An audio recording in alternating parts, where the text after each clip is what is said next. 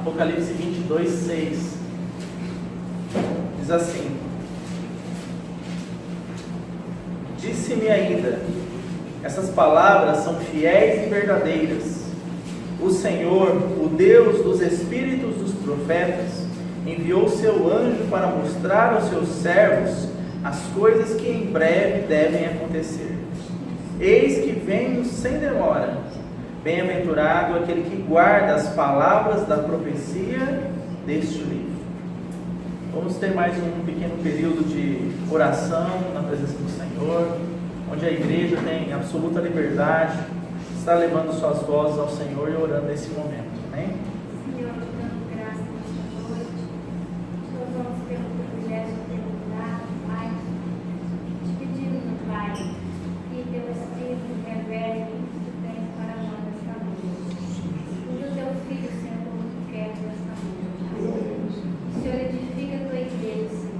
Abre o nosso olho, nosso entendimento, para entender a tua palavra, Senhor, ouvir a tua voz nesta noite. Amém. Em nome de Jesus. Amém. Obrigado, Senhor, porque temos a liberdade de abrir a tua palavra nesse momento e carecemos que o teu Espírito revele a cada um de nós a porção que o Senhor tem para nós nessa noite. Amém. Ajuda-nos por misericórdia, em nome de Jesus. Amém. Senhor bendito, esse instante que tua palavra foi aberta, carecemos que teu Espírito Santo nos dê cada vez mais o crescimento em Cristo Jesus, para que possamos receber a tua palavra e sabemos que ela é viva e eficaz e certamente não voltará para ti vazia. Muito obrigado, Senhor, por esse instante. Agora carecemos do Senhor socorro, para que nossas mentes não vagueiem com coisas dessa vida. Verdade. Sim, com a tua palavra. Amém. Em nome de Jesus. Amém. Rendemos graças a ti, Pai, que tu és fiel e soberano. Obrigado por nos resgataste do império das trevas e nos transportou para o reino do Filho do seu amor. E a sua graça nos alcançou, embora não sejamos merecedores. Mas o Senhor, com seu muito amor, nos amou. Entregou o seu Filho para morrer por nós, pecadores, e derramou o seu precioso sangue, nos lavou de todo o nosso pecado. Para isso, honramos o teu nome, Senhor, e damos graças e te glorificamos.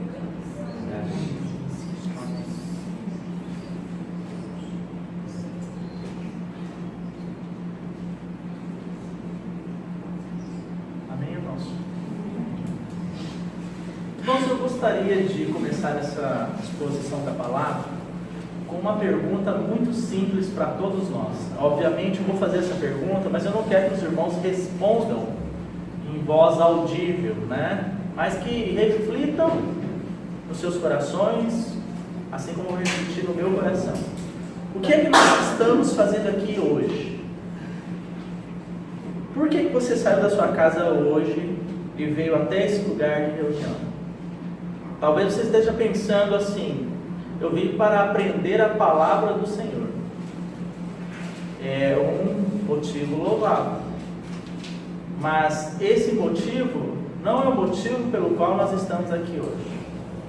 Talvez você esteja pensando assim: eu vim também para ver os irmãos e ter comunhão com os irmãos. É um motivo também louvável.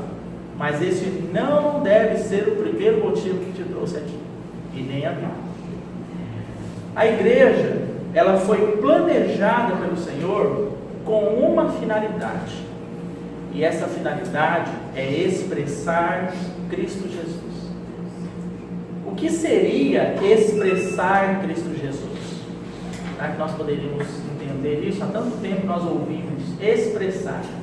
Expressar a vida de Deus. Expressar Cristo Jesus. No início, nos primórdios da igreja, o livro de Atos, ele registra algo interessante, que as pessoas passaram a chamar os apóstolos e os discípulos de cristãos, mas naquele tempo o Império Romano começou a chamar os cristãos de cristãos, porque uma maneira de fazer uma espécie de piada, de chacota com eles. Como se eles viam os cristãos e diziam assim: ó os cristãozinhos, ó os cristãos pequenininhos, né? Mas nessa chacota, nessa piada, nesse sentido de pejorativo, há uma verdade muito interessante. Qual era a verdade? Que aquelas pessoas, de alguma maneira, elas lembravam Cristo Jesus. A conduta e a vida delas diariamente correspondiam à vida de Cristo Jesus quando ele andou na terra. Então, por isso os cristãozinhos, ou seja, como se fosse uma cópia do original, né? Cristãozinhos, os filhinhos de Cristo, né? Os cristãos menores. E talvez, fazendo essa reflexão hoje, nós possamos entender que a finalidade da igreja é esta: nós expressarmos a vida de Cristo de tal maneira que as pessoas olhem para nós e vejam assim: esse é Cristo. Não no seu sentido de Cristo como Deus, que é digno de toda adoração, de todo louvor, mas que a nossa vida corresponda, haja uma correspondência em vida, em natureza. A nossa mente seja como a mente do nosso Senhor. Ou seja, os pensamentos do nosso Senhor são os nossos pensamentos. Os sentimentos do nosso Senhor são os nossos sentimentos. Então talvez a primeira motivação que deveria nos trazer aqui hoje seria esta: expressar a vida de Cristo. Irmãos, só vai nos edificar aqui a vida de Cristo. Ele diz assim: eu edificarei a minha igreja, e as portas do inferno não prevalecerão contra ela. Os irmãos estão vendo? Não é o lugar, não são os cânticos, a melodia, não é o ambiente, a atmosfera, tudo isso são coisas agradáveis. Mas, de primeira mão, quem edifica é a vida de Cristo. Então é a vida de Cristo através de mim que vai produzir edificação na igreja. É a vida de Cristo através do Paulo, através da nossa irmã e dos irmãos lá atrás. É a vida do Senhor sendo expressa através de cada um dos membros do seu corpo, que vai produzir edificação. Rapidamente, não desmarque aí Apocalipse 22, e os irmãos vão perceber que o que eu estou falando aqui tem tudo a ver com o tema que estamos estudando de Apocalipse 22. Mas abra a sua Bíblia em Efésios capítulo 4.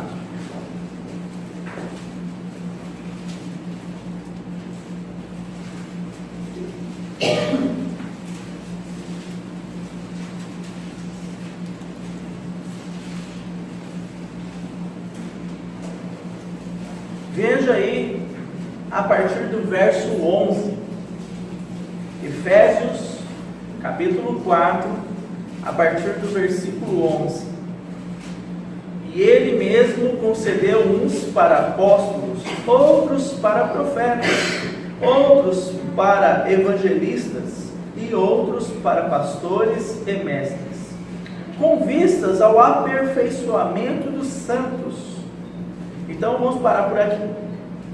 O que a palavra está nos dizendo? Que Deus concedeu e levantou irmãos em meio à igreja com esses dons de apóstolos, de profetas, de pastores, de evangelistas, de mestres, para aperfeiçoar os santos. Ou seja, Deus utilizará esses irmãos como um canal, um instrumento dele para levar a sua palavra, para o cuidado, para o aperfeiçoamento. Agora, veja que a igreja, no geral, não apenas os apóstolos, os profetas, os pastores, os mestres, os evangelistas, mas a igreja como um todo tem um serviço. Veja aí a parte B do verso que estamos lendo, verso 12: com vistas ao aperfeiçoamento dos santos para o desempenho do seu serviço. E qual é esse serviço? Qual é o serviço, irmãos, que o Senhor incumbiu cada um de nós que cremos nele? Está aí, para a edificação do corpo de Cristo, até que todos cheguemos à unidade da fé e do pleno conhecimento do Filho de Deus, à perfeita varonilidade, à medida da estatura da plenitude de Cristo. Cristo é a vara de medir. Qual que é a medida adequada para Deus? A medida da estatura da plenitude de Cristo. O que Paulo está dizendo aqui, inspirado pelo Espírito, é que o serviço da igreja é promover a sua edificação.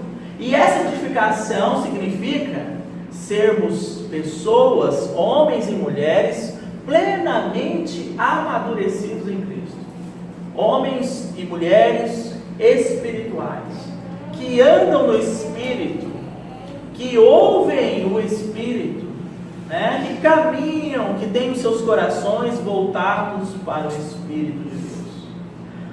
Volte a sua Bíblia um pouco mais aí em Atos, para nós vermos essa expressão na prática, na vida da igreja. Atos capítulo 5, perdão irmãos, é o capítulo 4, a partir do verso 23. Só contextualizando, nesse capítulo 4 fala sobre a prisão de Pedro e João. Eles foram presos porque estavam ensinando a palavra, pregando, anunciando o Senhor. E essa notícia então chega ao conhecimento da igreja, E aí vamos ler agora a partir do verso 23. Uma vez soltos, procuraram os irmãos e lhes contaram quantas coisas lhes haviam dito os principais sacerdotes e os anciãos. Os principais sacerdotes e anciãos tinham dito assim para João e Pedro e João: olha, nós ordenamos que vocês não preguem Cristo Jesus. Essa foi a ordem das autoridades daquele tempo. Eles já tinham sido presos, aí resolveram colocar eles em liberdade com essa condição: vocês não podem mais anunciar Cristo Jesus. Imagine, irmão, você ser preso hoje, aí você é levado à presença de um juiz, o juiz fala: eu vou te tirar da cadeia, eu vou tirar você do presídio, mas com uma condição. Então, se você satisfizer essa condição, vai ficar tudo bem para você. Agora, se você não satisfazer essa condição, vai ter consequências. Então, foi mais ou menos essa ideia que é lançada aqui.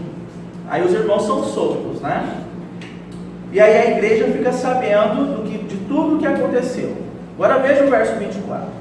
Ouvindo isto, unânimes levantaram a voz a Deus e disseram: Tu, soberano Senhor, que fizeste o céu, a terra, o mar e tudo que neles há, que disseste por intermédio do Espírito Santo por boca de Davi, nosso pai, teu servo. Porque se enfureceram os gentios e os povos imaginaram coisas vãs?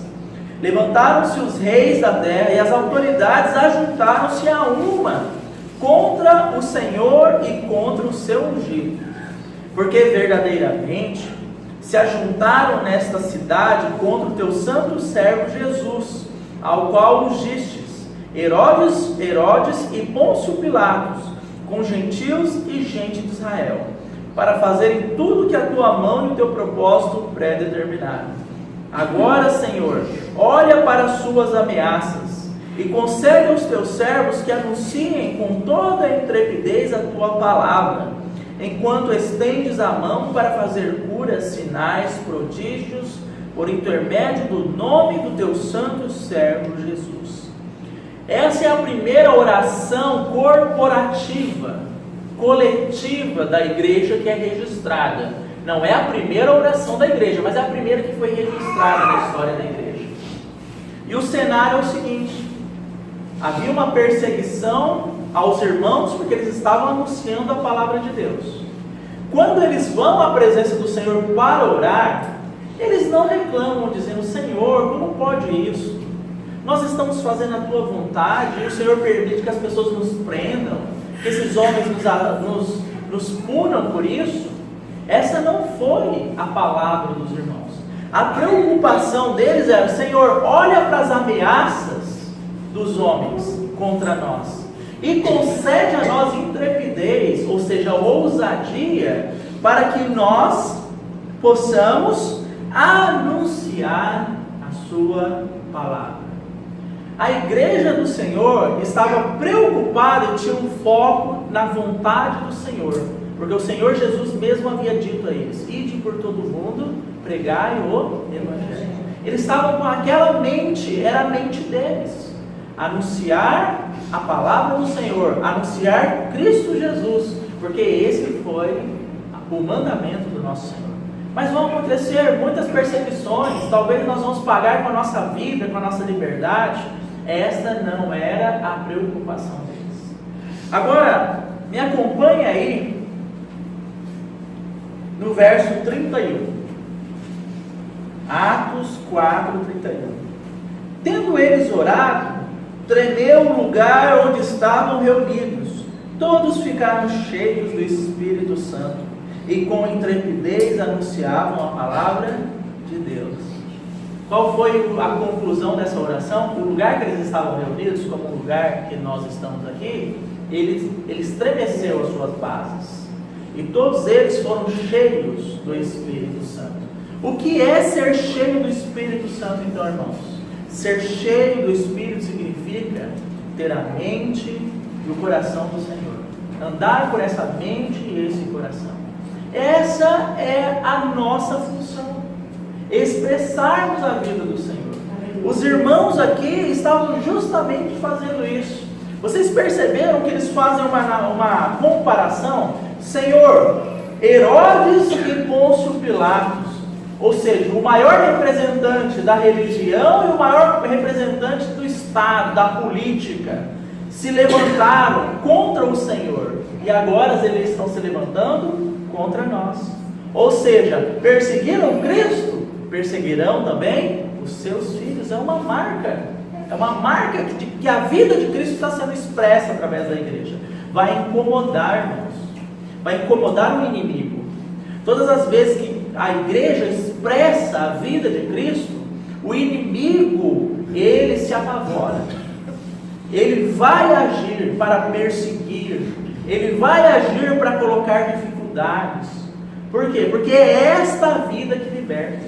O Senhor disse: eu sou a luz do mundo. Em um momento da sua palavra ele fala sobre isso. Em outro momento ele fala: vós sois a luz do mundo. Ou seja, o Senhor tem um corpo que expressa luz nesse mundo de trevas e perdido. E o diabo vai fazer de tudo para tentar ofuscar esta luz. Tudo que importa para nós hoje é qual a medida da vida de Cristo nós temos. E se nós estamos expressando esta vida no nosso dia a dia, nos nossos relacionamentos, no nosso trabalho, junto com a nossa família, se essa vida tem sido expressa e percebida por aqueles que nos cercam. Não pense que você expressando a vida de Deus, expressando a vida de Cristo, você vai ter uma vida boa. Então agora, se eu expressar a vida de Cristo, tudo vai dar certo para mim. Não é isso, irmãos. Os irmãos aqui em Atos estavam expressando a vida de Cristo. E o que veio sobre eles? Perseguição. Assim como veio sobre o Senhor Jesus quando esteve na terra. Ele também foi perseguido. E você acha que o diabo mudou a sua estratégia? Nesses 2000 anos que se passaram? Não. Todas as vezes que expressarmos a vida do Senhor, Satanás ficará incomodado. Mas nós não devemos temê-lo, assim como os irmãos aqui não temeram. Dá-nos intrepidez para anunciarmos a Tua palavra. Eles não estavam preocupados com as adversidades. Eles queriam fazer a vontade do Senhor. E o Senhor, Ele disse numa das suas passagens assim: a minha comida e a minha bebida é fazer a vontade do meu Pai que me enviou. Essa deveria ser também a nossa mente, o nosso coração.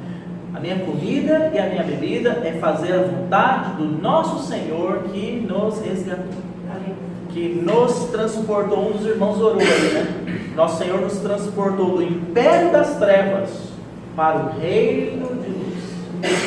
Essa é a vida da igreja. Agora, irmãos, sabe qual é a beleza de Apocalipse?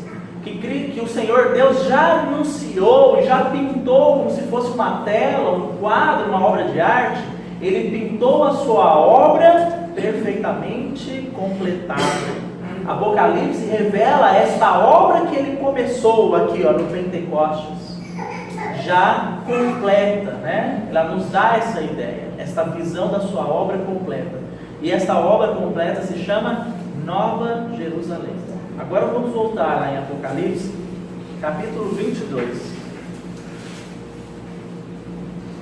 No capítulo 21, a Nova Jerusalém, ela é descrita. Nós já temos estudado isso, né? Se você ler o verso 2 do capítulo 21, por exemplo, é dito assim: vi também a cidade santa, a Nova Jerusalém, que descia do céu da parte de Deus.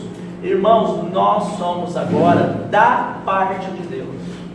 O Senhor Jesus faz uma menção sobre isso no Evangelho de João, capítulo 3. O Evangelho de João, capítulo 3, é um dos capítulos mais conhecidos por nós, porque fala sobre o novo nascimento. Nós estudamos muito isso. Mas lá o Senhor diz assim, né? Vamos lá rapidamente. Evangelho de João, capítulo 3.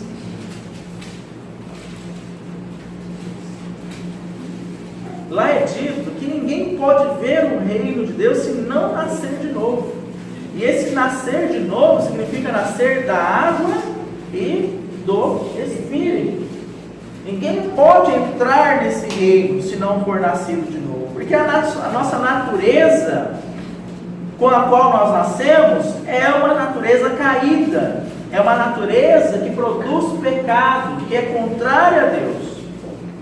Agora, o verso específico que eu chamo a atenção dos irmãos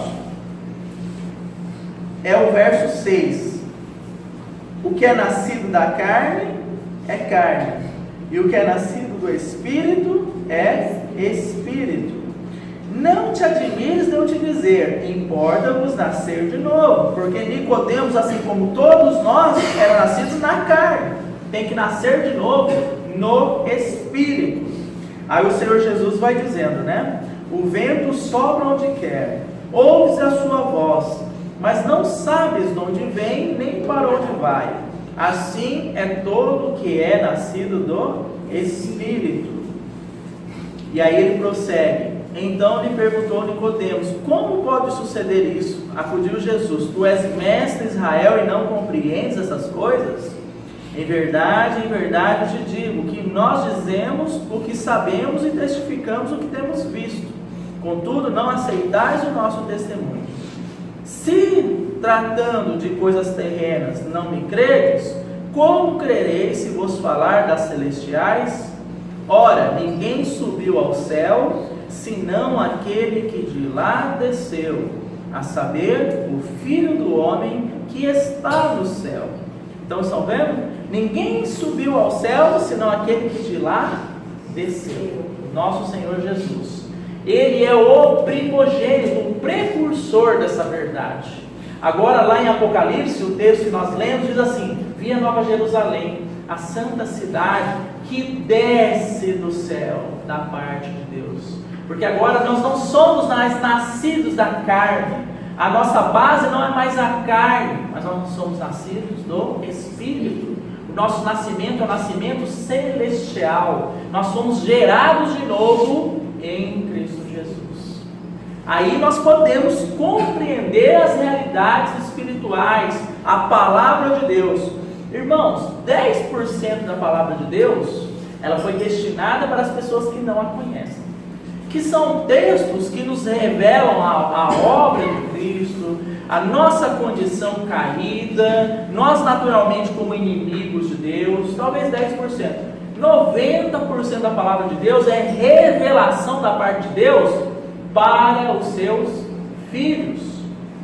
Se você pegar as cartas que são escritas pelo Espírito através de Paulo, ele coloca lá: apóstolo Paulo à igreja que está em Corinto, à igreja que está em Éfeso, né? A igreja. Tem muitos cristãos que leem a palavra achando que é para pessoas que não conhecem. Ah, não, isso aqui, Paulo está dizendo aqui, é para os ímpios, eles têm que ouvir isso aqui. Não, a igreja significa que nós somos os destinatários da revelação do Senhor e da sua obra na sua plenitude, né? Então vamos voltar lá em Apocalipse.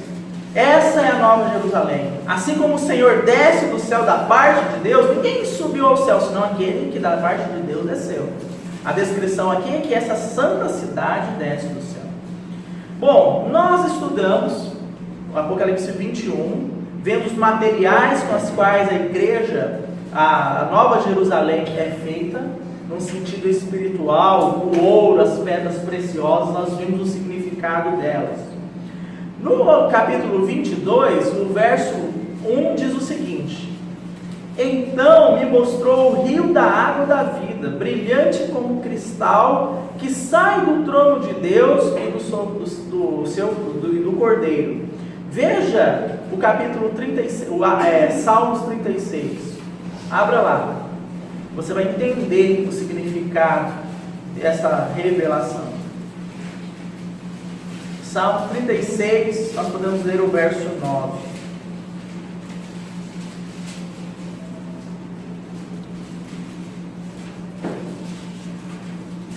Pois em ti quem? No Senhor, né? Veja aí o verso 6. Tu, Senhor, preservas os homens e os animais. Então, quando chega no verso 9 e fala em ti, está se referindo ao Senhor. Então, pois em ti está o manancial da vida. O que nós lemos lá em 22:1 de Apocalipse? Dessa cidade santa, do trono de Deus, melhor dizendo, flui um manancial, um rio de água viva. Você vê a semelhança entre os dois textos? Por que desse flui um rio de água da vida da Nova Jerusalém? Porque o trono de Deus e do Cordeiro está nessa cidade. E dele, em ti, Senhor, está o manancial de água da vida. Agora é dito em Apocalipse que este rio da água da vida é brilhante como cristal. Ele não é só um rio, não é só água, mas ele é brilhante. É um rio brilhante como cristal, luz, né? É uma água misturada com luz, nós podemos dizer assim. Essa é a descrição que João viu sobre aquele rio. Lá em Salmo 36 é dito o que? Na parte B do versículo: pois em ti está o manancial da vida, e na tua luz vemos a luz. Então, no trono de Deus sai um rio brilhante, um rio cheio de luz, um rio de vida. Irmãos, vida é o que nós precisamos para habitar eternamente com Deus. O que aconteceu com o pecado, com a queda do homem? O que ele trouxe? Ele trouxe morte. E nessa condição não poderíamos viver eternamente. Quando o Senhor restaura todas as coisas pela sua obra, Ele nos dá vida. Quando nós cremos no Senhor, a palavra diz assim: estávamos mortos nos nossos delitos e pecados, mas Ele vos deu vida. Cristo nos deu vida. Quando nós cremos no Senhor, Ele vem habitar em nós, e nós então temos vida da parte de Deus. Você pode estar pensando, mas como estar morto se as pessoas estão andando por aí? Essa é a realidade do homem caído hoje. Ele é um morto-vivo. Vocês já viram aqueles filmes de zumbi? Aquela coisa horrível. Não tem vida, mas fica andando, né? E come tudo que aparece na frente. Tem uma fome que nunca é saciada. Eu acredito que o zumbi é uma representação do que é o homem sem Deus. Ele está andando, trabalhando, né? Mas ele não tem vida, ele é um morto-vivo.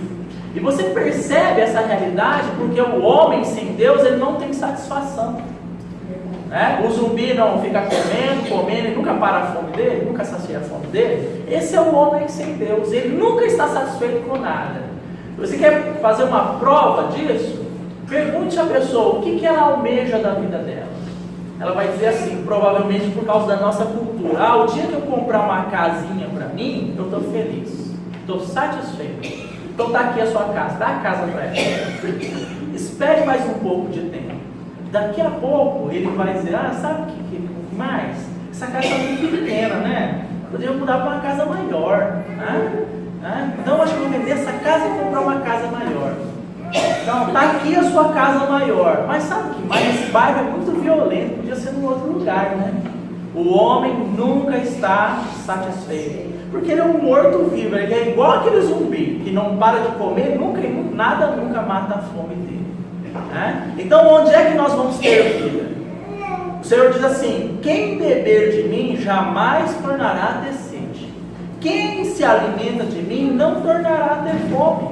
Porque eu sou a fonte da água da vida. Eu sou o verdadeiro pão que desceu do céu. Só a vida do Senhor é que pode, irmãos, nos trazer plena satisfação. E aí, isso vai se traduzir nas nossas vidas, isso vai ser expresso nas nossas vidas, irmãos. Como foi expresso na vida de Paulo. Paulo não tinha nada de especial que nós não temos. Paulo era tão pecador como nós somos. Paulo nasceu de uma mãe assim como todos nós nascemos. Mas esse Paulo foi sendo trabalhado por Deus, e a vida de Deus foi sendo então essa plena satisfação para ele, ao ponto de ele dizer assim em Filipenses: eu aprendi a estar contente em toda e qualquer situação.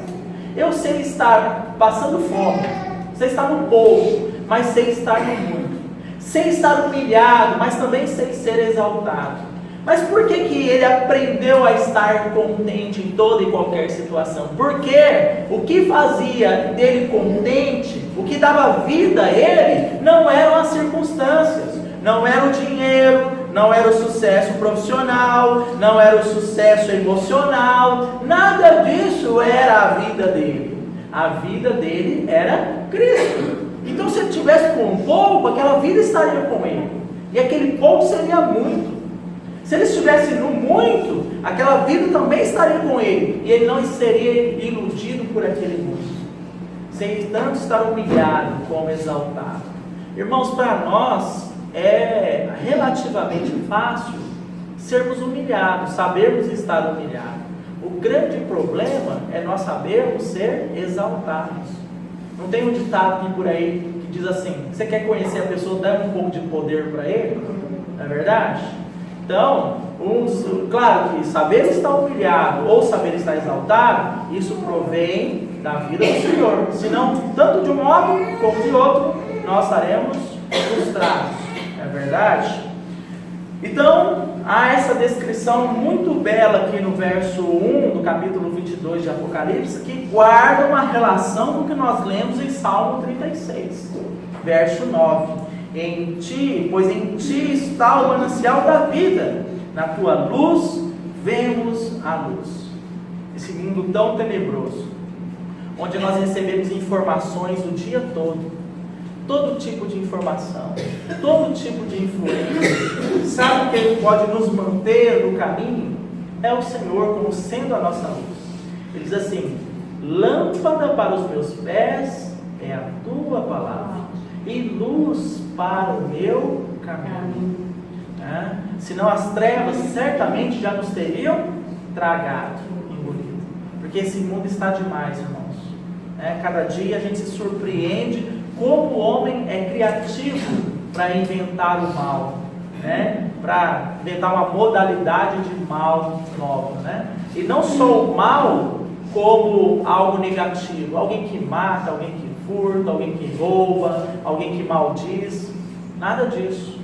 Nas coisas boas, o homem tem se tornado habilidoso em fazer o mal com a aparência do bem, a preocupação em ser politicamente correto, mas passando por cima das pessoas. Hoje você tem que tomar cuidado para falar sobre tudo, assuntos raciais, assuntos relacionados à sexualidade, porque tem essa corrente aí do politicamente correto. Estive numa palestra no Dia Internacional da Mulher, e a palestrante falando, se indignando com coisas relacionadas à mulher. Ela tem que ser igual ao homem, a mulher tem que ser tratada da mesma maneira que o homem.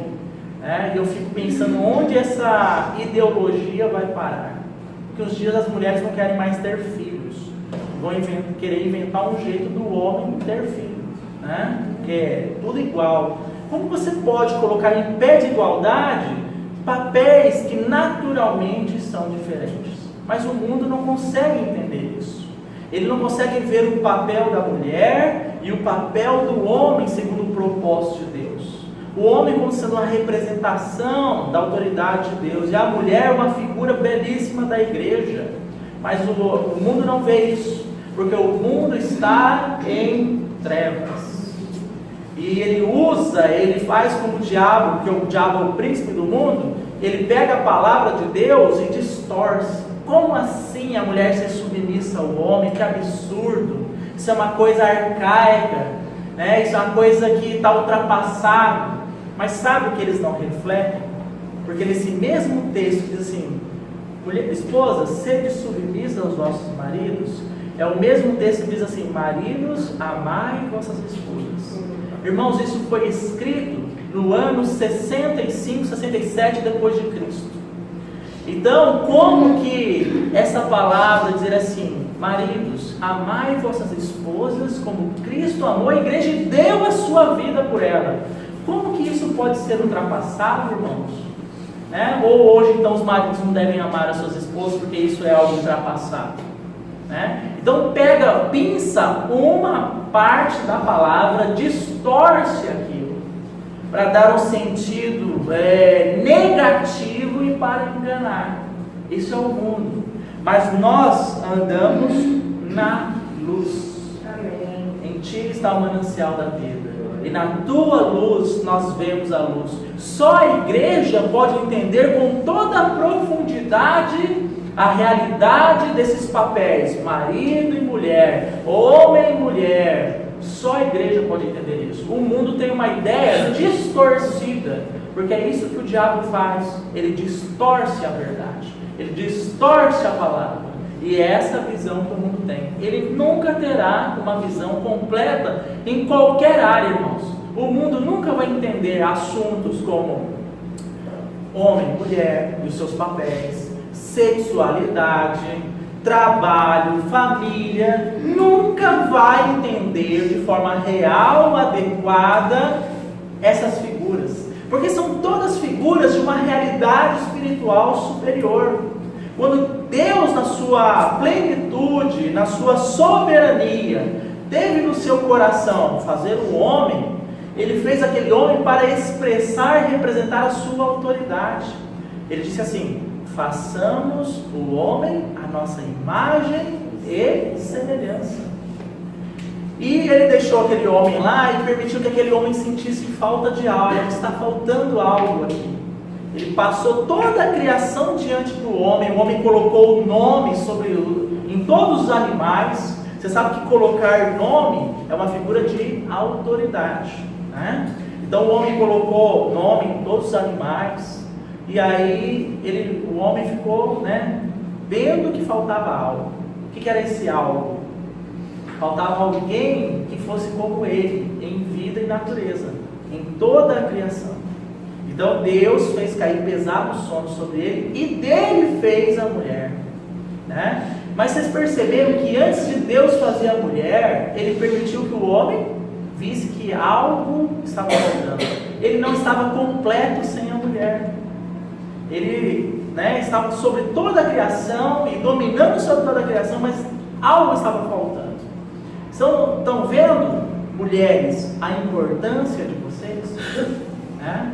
Então Deus fez cair pesado sono sobre aquele homem, uma figura de Cristo dando a sua vida lá na cruz, morrendo na cruz. E a partir da costela de Adão, ele formou a mulher, assim como o soldado abriu Cristo do seu lado e fluiu sangue e água, né? A igreja foi formada sobre essa base, sangue e água que fluíram do Senhor. Nós estamos falando aqui de rio de água da vida.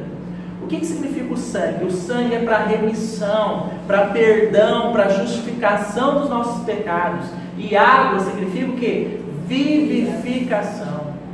Então, na morte do Senhor, na sua ressurreição, a igreja foi estabelecida, a sua noiva, a sua esposa, a santa cidade, que é essa que nós estamos lendo aqui, né? Então, só nós podemos entender a realidade, a profundidade, o significado de todas essas questões. Mas vamos voltar lá para Apocalipse 22. Verso 6. Disse-me ainda, Disse-me ainda: essas palavras são fiéis e verdadeiras. O Senhor Deus dos espíritos dos profetas enviou seu anjo para mostrar aos seus servos as coisas que em breve devem acontecer. Eis que venho sem demora. Bem-aventurado aquele que guarda as palavras da profecia deste livro. Sabe que essas expressões venho sem demora e bem-aventurado aquele que guarda as palavras e as coisas que em breve devem acontecer são marcas muito especiais nesse capítulo. Quer ver? Vai no verso 9. Diz assim: então ele me disse: vê, não faças isso, eu sou conservo teu, dos teus irmãos profetas e dos que guardam as palavras deste livro. Veja o verso 10: porque o tempo está próximo. Veja o verso 12: venho sem demora. Veja o verso 20: certamente venho sem demora. Por que o Espírito de Deus está repetindo essas duas coisas? Guarda a palavra, porque venho sem demora. Porque, irmãos, essa é a advertência do Senhor para nós nesses últimos dias, nesses últimos tempos. Guardar a palavra, estar atento, porque a sua volta está às portas. O grande problema é que os cristãos hoje não vivem como se Deus fosse voltar. Não vivem como se Deus fosse voltar.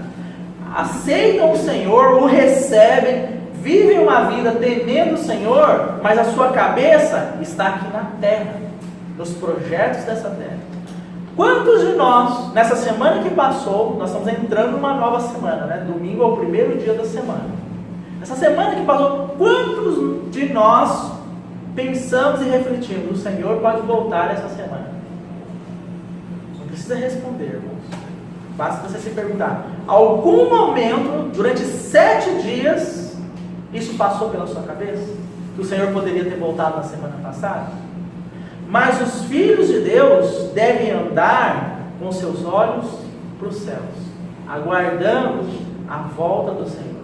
Venho sem demora, guarda a palavra, o tempo está próximo, venho sem demora. Essa é uma advertência muito séria para todos nós, os filhos de Deus, né?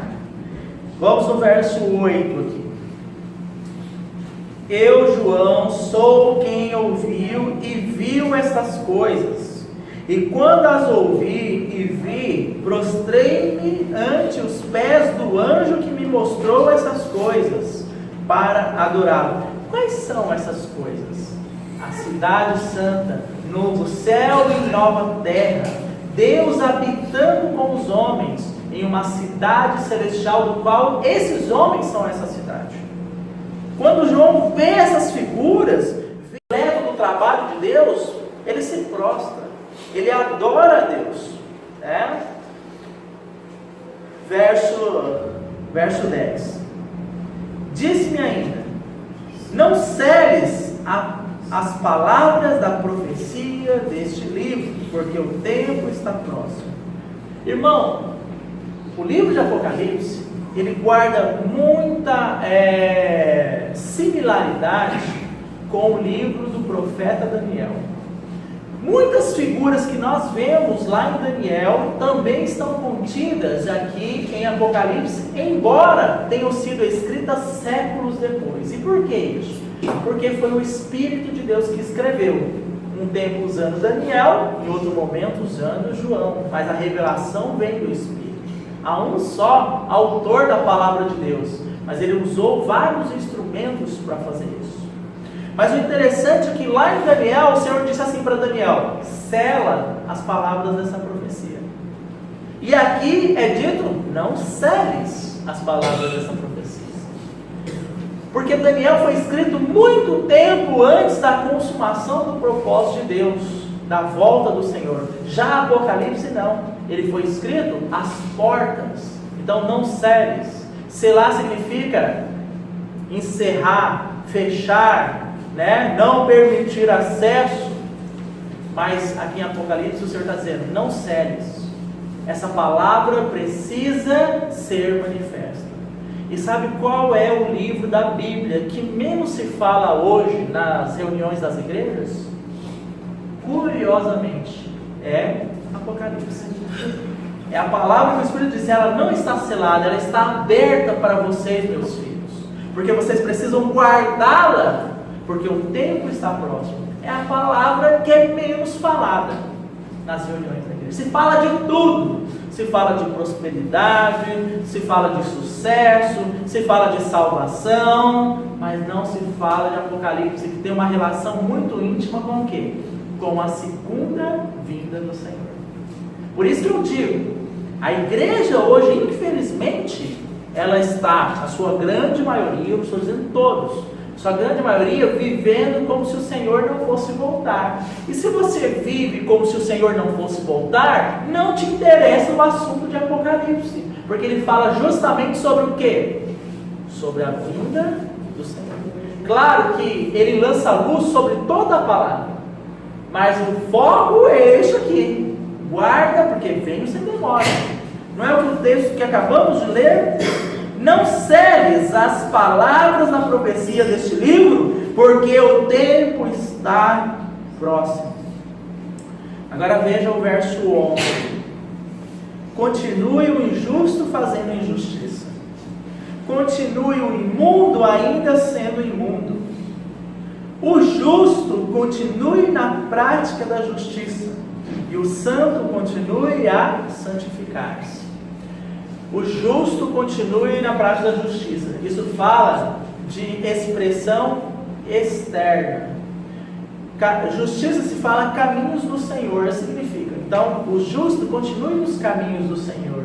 Continue expressando a vida do Senhor. Continue praticando atos de justiça. Não é verdade? Agora, aqui quando fala de santificar-se, significa uma realidade interior. Irmãos, santificar é estar separado. Isso é ser santo. Na Bíblia, quando fala assim, santo, é alguém que está separado. A Bíblia diz que Deus tem um povo santificado, um povo santo. Por quê? Um povo de propriedade exclusiva dele. Está separado. Aliás, esse é o significado do nome igreja. Eclesia, assembleia dos chamados para fora. Em outras palavras, Deus tem um povo, uma igreja, que foi tirada do mundo, que não está mais servindo o príncipe deste mundo, que é o diabo, mas que agora tem um Senhor. Nós somos transportados do reino das trevas para o reino do Filho do seu amor, para sermos servos dele. Mas é interessante que diz assim, o injusto continue fazendo injustiça e o imundo continue, sendo imundo. Imundo significa alguém que não é puro, que não foi purificado pela obra de Cristo.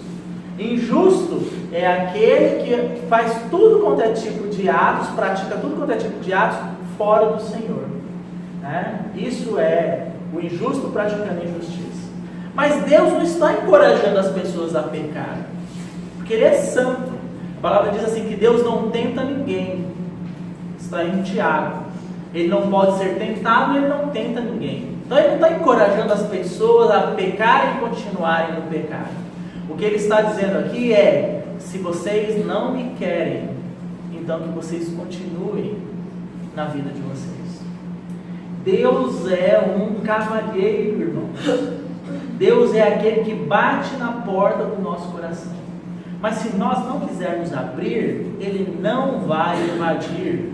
Porque quem é ladrão, quem é destruidor, é o diabo, não o Senhor Jesus.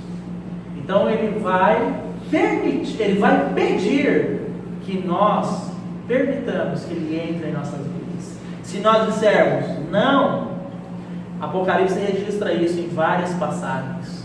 Quando Deus está julgando o mundo com aquelas taças da ira, quando as trombetas estão sendo tocadas, o mundo está sendo julgado terrivelmente, a palavra registra assim, que os homens blasfemaram de Deus. Mesmo diante daqueles grandes sinais, os homens não aceitaram o Senhor e blasfemaram dele. Então vocês acham que o Senhor então vai invadir o coração desses homens? Não. Se vocês não me querem, o mundo continue sendo imundo. O injusto continue então praticando injustiça. Mas saiba que haverão consequências para isso. Haverá consequências. Irmãos, se cada um de nós aqui, que já creio, que passamos pelo processo de regeneração, sendo filhos, se nós quisermos viver as nossas vidas segundo as nossas vontades, você acha que Deus vai amarrar a gente no pé da cama, no pé da mesa de casa, e vai falar, não, você não vai fazer isso? De maneira alguma. Lembra-se daquela passagem do filho pródigo? O filho disse assim, pai, eu quero a minha herança e eu quero ir embora. O pai falou, não, você não tem direito à herança? Falou, não filho, está aqui, ó, toma e vai. Vocês estão vendo? Assim é o caráter e a natureza de Deus. Eu vou parar aqui no verso 11 e na próxima reunião nós continuamos a partir do verso 12. Amém? Vamos orar ao Senhor. Senhor, nós te agradecemos pela tua palavra. Ela é de fato, Senhor, uma espada que penetra o íntimo do nosso ser, para dividir alma de espírito, junta de medula, e é apta a discernir os pensamentos e propósitos do nosso coração. Senhor, salva-nos de nós mesmos. É verdade. Que nós possamos viver, Senhor, de maneira real aquilo que temos aprendido de Ti. Sim, meu Pai. Que possamos ser expressão da vida do Senhor no nosso dia a dia. É verdade. Nas coisas mais simples, Senhor, possamos expressar a Tua vida, Senhor. Que cumpramos de fato esse propósito. Sim, Que a motivação da nossa busca pelo Senhor é que o Senhor cresça em nós. Sim, E que nós diminuamos. é verdade. Para estarmos preparados, porque o Senhor vem sem demora. Ajuda-nos, Senhor. Que nós não estejamos esperando o Senhor só para essa vida, mas que a nossa esperança esteja na Tua volta, Senhor, que estaremos com o Senhor para todo sempre. Aleluia. Tira todo o véu, tudo aquilo que impede de nós vermos essa realidade. É verdade. Nos leva a uma reflexão, Senhor, nas nossas casas, na nossa semana, do quanto o Senhor tem tido um caminho nos nossos corações, ou o quanto nós temos fechado a porta dos nossos corações para o Senhor. Para que, então, constrangidos pelo Teu amor, pela Tua graça, possamos abrir as portas dos nossos corações. Aleluia. Todos os compartimentos da nossa vida, até aqueles mais secretos, Senhor, que não revelamos a ninguém, que eles estejam abertos e expostos para o Senhor, para que o Senhor possa entrar e trazer a luz do Senhor e revelar aquilo que é Teu, aquilo que não é Teu, e tirar tudo aquilo que não é Teu, Senhor, e prevalecer em nossas vidas. É o que nós lhe pedimos, ó Pai, em nome do Teu Filho amado Jesus. Amém, Senhor.